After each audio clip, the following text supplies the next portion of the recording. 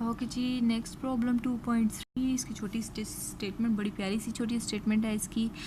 सो ये कहते हैं what is the unit vector in the direction of the vector A is equal to 4i + 3j unit vector. यानी ये एक vector है, इसी की डायरेक्शन में जो यूनिट वेक्टर होगा उसका वो हम लोगों ने फाइंड आउट करना है। ठीक है, सो थोड़ा सा एक्सप्लेन कर देती हूँ इसको। हमें लेट से पहले चलिए मैं लिख देती हूँ कि हमें गिवन क्या है।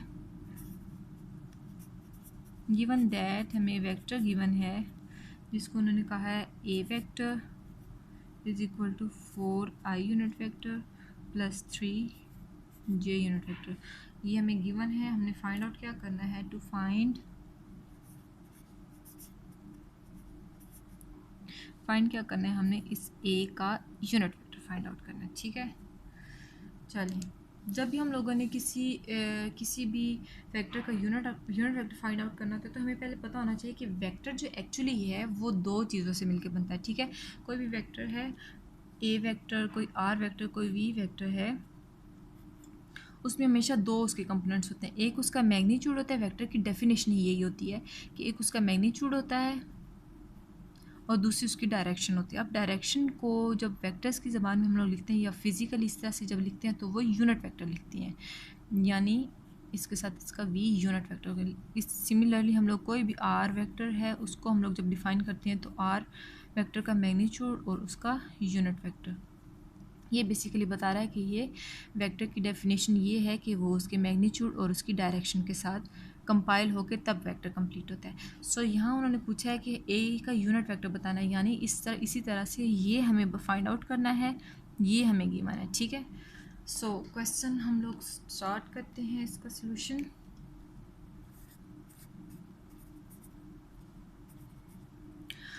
ओके जी, सोल्यूशन के लिए हम लोग लिखेंगे सिंस बाय द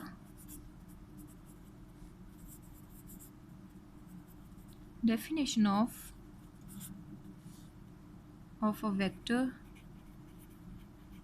ए, कोई ए वेक्टर अगर है तो उसकी डेफिनेशन क्या होगी, vector A is equal to magnitude of A with a unit vector.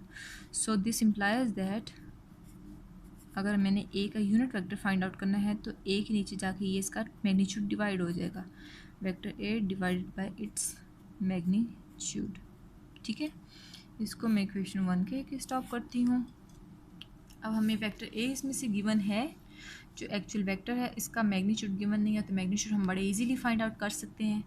तो हम लोग वेक्टर ए का मैग्नीट्यूड पहले फाइंड आउट करते हैं, उसको इधर पुट करते हैं। फिर चलें, vector a since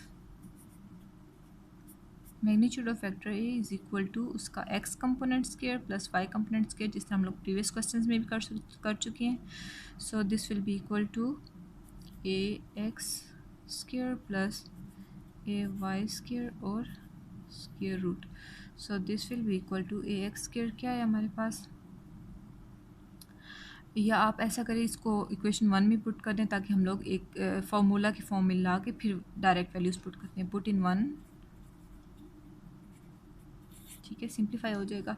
so equation 1 अब क्या बन जाएगी, a unit vector is equal to A vector as it is divided by square root of, यानी ए कंपोनेंट ए मैग्नीट्यूड की हम लोगों ने वैल्यू पुट करनी है, ए x square plus a y square. ठीक है, चलें अब इसमें साथ में स्टेटमेंट देती हूँ।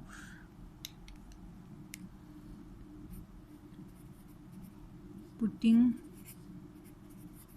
Values, so A unit vector will be equal to A vector में क्या गिवन है, 4i + 3j यूनिट वेक्टर।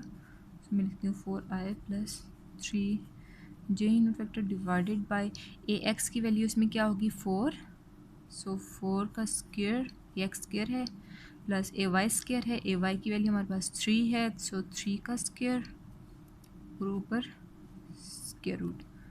सो इसको मज़ीद सिंप्लीफाई करेंगे तो ये बन जाएगा 4i + 3j unit vector as it is divided by 4 square 16 plus 3 square 9 और ये स्क्वायर रूट। इसको फर्दर लिखेंगे 4i unit vector plus 3j unit vector as it is divided by 16 + 9 25 का स्क्वायर, ठीक है, a unit vector. So next step में हम लोग इसका स्क्वायर रूट ख़त्म करेंगे तो हमारे पास 5 आएगा। So a will be equal to a unit vector will be equal to 4i + 3j unit vector divided by 5।